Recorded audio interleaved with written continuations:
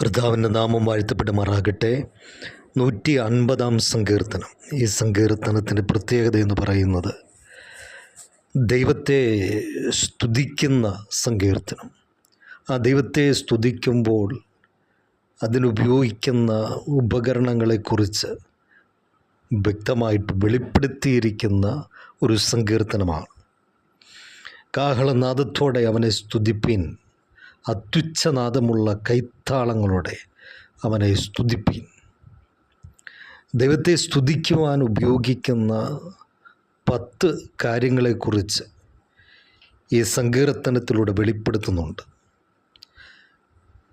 കാഹളത്തോടുകൂടി, വീണയോടുകൂടി, കിന്നരത്തോടുകൂടി, തപ്പ്, നൃത്തത്തോടുകൂടി, തന്ത്രിനാദത്തോടെ, കുഴലുകൾ, ഉച്ചനാദമുള്ള കൈത്താളങ്ങളോടെ, അത്യുച്ചനാദമുള്ള കൈത്താളങ്ങൾ, ഏറ്റവും ഒടുവിൽ പറഞ്ഞിരിക്കുന്നത് ജീവനുള്ളതെല്ലാം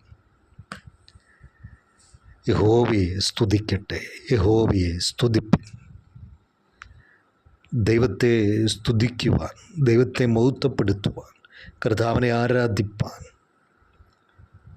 ഉപയോഗിക്കുന്ന 10 കാര്യങ്ങൾ ഇവിടെ പറഞ്ഞിരിക്കുന്നു. നമ്മുടെ കർത്താവിനെ നമുക്ക് ആരാധിക്കാം.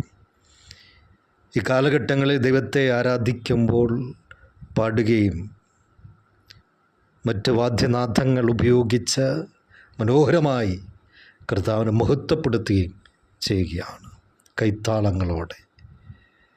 ആ കർത്താവിനെ തുടർന്നും മഹത്വപ്പെടുത്താൻ, സ്തുതിക്കാം, ആരാധിക്കാം.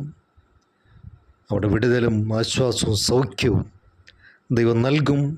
യേശുവിൻ്റെ നാമത്തിൽ തന്നെ ആമേൻ.